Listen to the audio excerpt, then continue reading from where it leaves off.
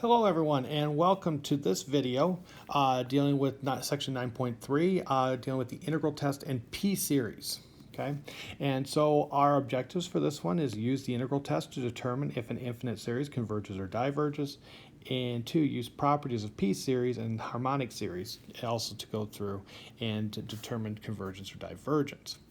So let's start out here by looking at the integral test. And what the integral test says is that if f of x is positive, continuous, and decreasing for x greater than or equal to 1, and we have a sub n, the terms of the sequence, a sub n, are equal to f of n. So when n is 1, I get a sub n is f of 1. When n is 2, a sub 2 is f of 2, and so forth. Then we know that this particular series and this improper integral either both converge or both diverge.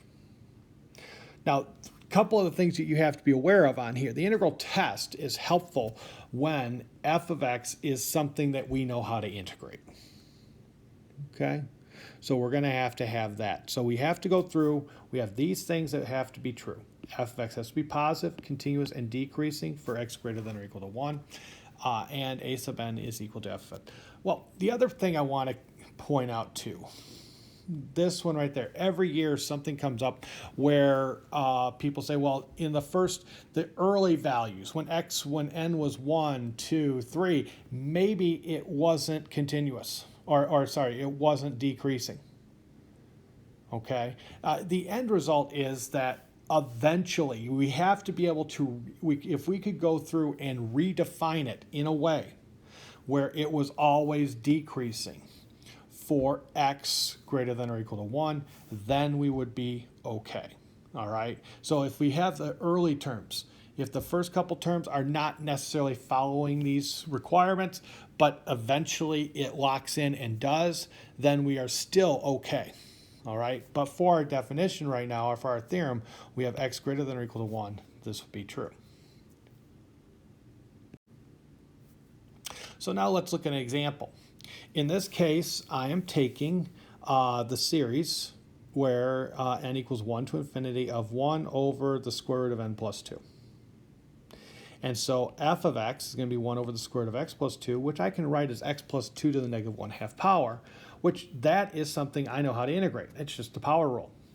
So I'm going to take the limit as b goes to infinity of the integral from 1 to b of x plus 2 to the negative 1/2 power. The antiderivative of that is 2 times x plus 2 to the 1/2 from 1 to b. I go through, plug in the b, do the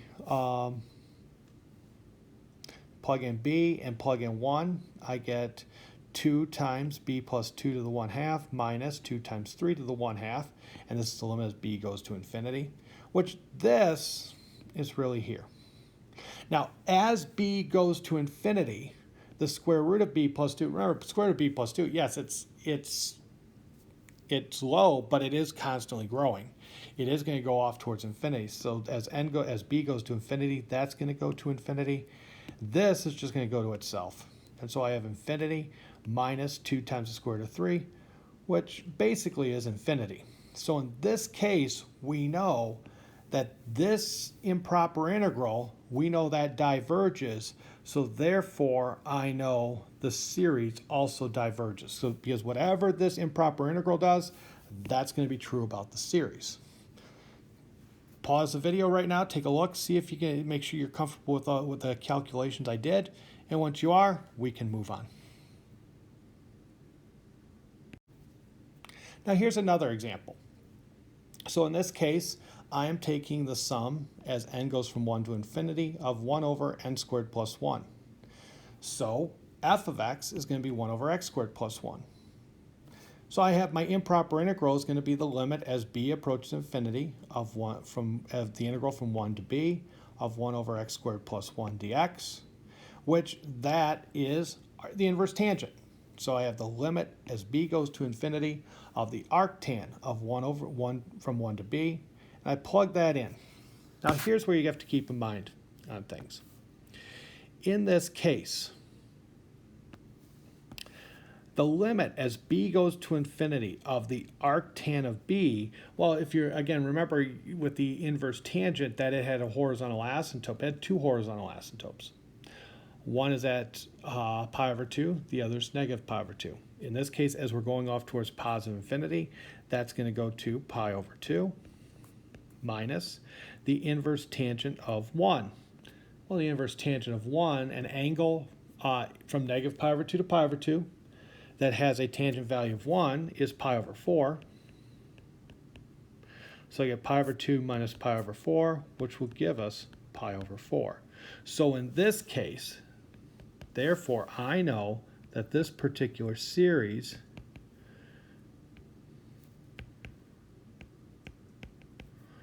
this converges. Now, the one other issue you have with this, with the integral test, so, with the other ones, when we dealt with the telescoping series and the geometric series, we could sit there and say exactly where it was converging to. We knew it was converging to. So the natural question is, well, since this improper integral converges to pi over 4, does that mean that this series also is going to converge to pi over 4? And the answer on that is no, it doesn't. And here's the reason why. When I look at that integral, the 1 over x squared, the 1 over x squared plus 1, if I graph that thing out,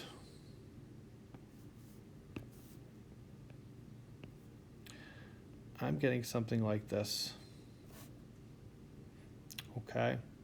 And so as we go off to infinity, from 1 to infinity, that whole shaded region, that's going to be pi over 4.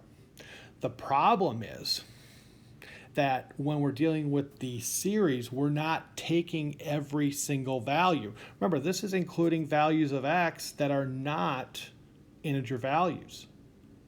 Okay? So when x was 3 over 2, that's not being included in this one, but it is being included here. So in this case, it converges, but it doesn't converge. We can't say that it converges to pi over 4. Okay, we could go through and generate values, or I could go and use a calculator to approximate a sum for a very, with a very large value of up to a very large value of n. But for our purposes right now, what we're really looking at is using the integral test, are we going to determine that it converges or diverges? So in this case, I would say that particular series converges. Now, in terms of things, we have two special series already. We have telescoping series, and we have geometric series that we can go through and look and say, okay, just by a quick examination, we can look at it and say, yes, it is, this converges, okay, or it has a convergence criteria to it. We're going to get another one here, and this is what's called the P series. And the P series is the sum as n equals 1 to infinity of 1 over n to the P. So that's going to be 1 over 1 to the P plus 1 over 2 to the P plus 1 over 3 to the P and so forth. P is going to be a positive constant. Okay. Now, what we do is I'm setting this up with the improper integral, and I go through and I run through with this. If I put 1 over x to the P, that's going to be x to the negative P. I find the antiderivative. This is what I get. And this is where I end up with right here. Okay. Now, one of the things that happens on this is we want to go through on this one and take a look and say, okay, what's true? When, what happens with different values of P? Where does this whole thing that P has to be a positive constant? And also, where does it come in that it's going to be helpful to me? What in terms of those P? What's going to be true about P when it's going to converge, when it's going to diverge? So the first thing is, it says P has to be a positive constant. Well, what happens if P was negative? Well, if P was negative, then this would end up being 1. If P was negative 3, this would be the integral of x cubed. And so that's going to be 1/4. That would end up being 1/4 x to the fourth. And as that went to infinity, it's going to diverge. So that's why we don't even have to worry about this. If p was something that was less than 0, that's going to go, it's going to go and diverge. What about 0? What happens if it's 0? Well, if p is 0, then when every time that's going to be 0, so 1 to the 0 plus 1 over 2 to the 0 plus 1 over 3, that's going to be 1 plus 1 plus 1 plus 1, and that is also then going to diverge. Because you're just going to be adding 1 each time, and it's just going to keep growing. Now we get into now we're getting into the ones where it's positive constant though. Okay, positive bigger than 0, can't be equal to 0. So in this case, now we're looking at when p is a value between 0 and 1. Okay, p is a value between 0 and 1. So when that happens, so I'm going to have something like here, like 1/2, or let's go 1/3. When I do that antiderivative on that, that then is going to be 1 over 1 minus 1/3 x to the 1 minus 1/3, which would be 2/3 power. Now we have a positive exponent. And x to the 2/3, as in that situation right there, this piece here, you're going to have x being a positive value. And so in this case, we're going to have b to a positive, and so we're going to get infinity raised to a positive power. That's just going to grow, so that's going to diverge. Okay. If p equals 1, another positive constant.